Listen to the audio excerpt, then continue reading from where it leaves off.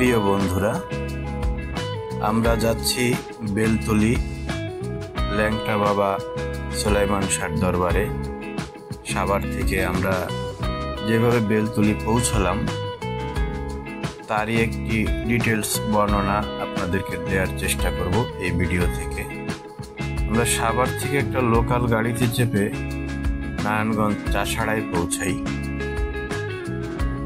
আমরা এখন চাষাড়ায় আছি। নারায়ণগঞ্জের চাষাড়া থেকে আমরা একটা অটো ধরে সেই অটো নিয়ে নারায়ণগঞ্জের লঞ্চ ঘাটে পৌঁছাবো। আমরা এখন অটোতে চেপে যাচ্ছি নারায়ণগঞ্জের লঞ্চ ঘাটে, যেখান থেকে আমরা লঞ্চ যোগে বেলতলি গিয়ে পৌঁছাবো। এই যাত্রাপথের খুঁটিনাটি আমি আপনাদের কাছে তুলে ধরব। আপনারা দেখতে পাচ্ছেন আমরা নারায়ণগঞ্জ লঞ্চ ঘাটে চলে এসেছি। লঞ্চ ঘাটের বাইরের দৃশ্য এগুলো। আমরা একটু ঘুরে ঘুরে দেখছি এই বাইরের দৃশ্যগুলো। সাভার থেকে আমাদের নারায়ণগঞ্জ চাষাড়া পর্যন্ত জনপ্রতি বাসে ভাড়া লাগে 100 টাকা। চাষাড়া থেকে অটোযোগে এই লঞ্চ ঘাটে আসতে আমাদের জনপ্রতি খরচ হয় মাত্র 10 টাকা।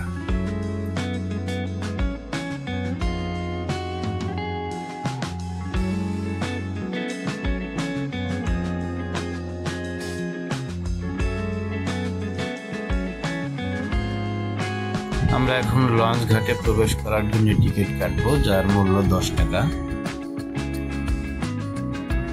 জনপ্রতি 10 টাকা করে এই লঞ্চ ঘাটে প্রবেশ মূল্য নেওয়া হয়। কিছুক্ষণের মধ্যেই আমরা লঞ্চে উঠে যাব। আপনারা দেখতে পাচ্ছেন আমরা লঞ্চ ঘাটের দিকে এগিয়ে যাচ্ছি। ঘাটে এখনো লঞ্চ আসেনি। লঞ্চ এসে পৌঁছানোর সাথে সাথেই আমরা লঞ্চে উঠে যাব।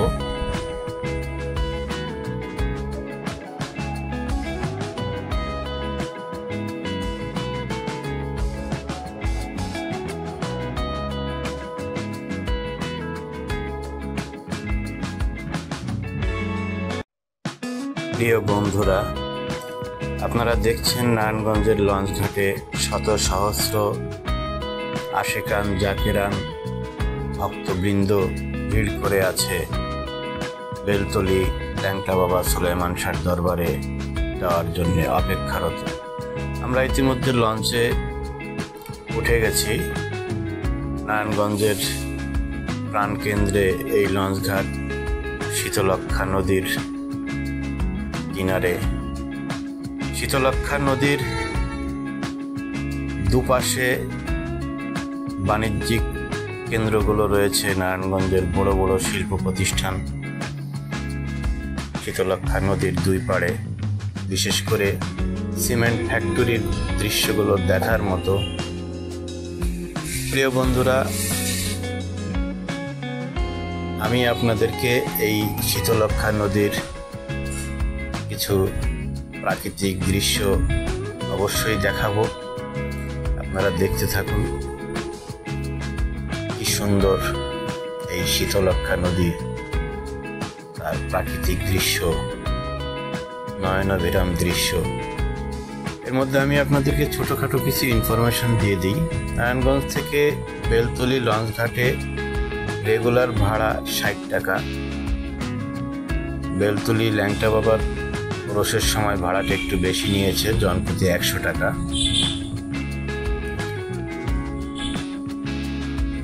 বেলতলি শাহ সুলাইমান বাবার বাৎসরিক ওরস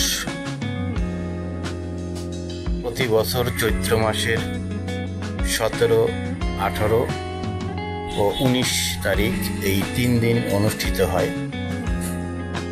এছাড়াও অন্যান্য অনুষ্ঠান হয়ে থাকে। প্রতি বৃহস্পতিবারও অনুষ্ঠান হয়, জলসা হয়। আপনারা যারা আসেন তারা জানেন। তো এই বাৎসরিক অনুষ্ঠানের সময় নারায়ণগঞ্জ থেকে এই বিশেষ কয়েকটি লঞ্চ এই 3 দিন ল্যাংটা বাবার দরবারে বেলতলি লঞ্চঘাট পর্যন্ত যায়। অনুষ্ঠান ছাড়া এই লঞ্চগুলো বেলতলি যায় না। তবে আপনারা যারা নারায়ণগঞ্জ থেকে বেলতলি ল্যাংটা বাবার মাজার দর্শন ও জিয়ারতের উদ্দেশ্যে যাবেন অনুষ্ঠান ছাড়া, তাদের জন্যে ভিন্ন একটি ব্যবস্থা রয়েছে। এখান থেকে আপনারা 60 নল লঞ্চঘাটে যেতে পারবেন। 60 নল থেকে অটোতে 30 থেকে 40 টাকা নেবে বেলতলি। 60 নল লঞ্চঘাট থেকে বেলতলি মাজারের দূরত্ব 7 থেকে 8 কিলোমিটারের মতো হবে। প্রিয় বন্ধুরা, আমি আপনাদের সুবিধার্থে বেলতলি থেকে যখন ঢাকার উদ্দেশ্যে রওনা দেব, তখন ওই 60 নল থেকে ফেরার চেষ্টা করব। সেই ভিডিওটা আমি আপনাদেরকে দেখাবো, দেখার আমন্ত্রণ রইল, অবশ্যই সেটি দেখবেন। তো বন্ধুরা, এখন আমরা একটু এই শীতলক্ষ্যা পাড়ের নয়নাভিরাম এই প্রাকৃতিক দৃশ্য এবং মানুষের তৈরি বিভিন্ন স্থাপত্যকলা শিল্প কারখানার দৃশ্য দেখতে দেখতে এগোতে থাকি। আপনারা দেখতে থাকুন।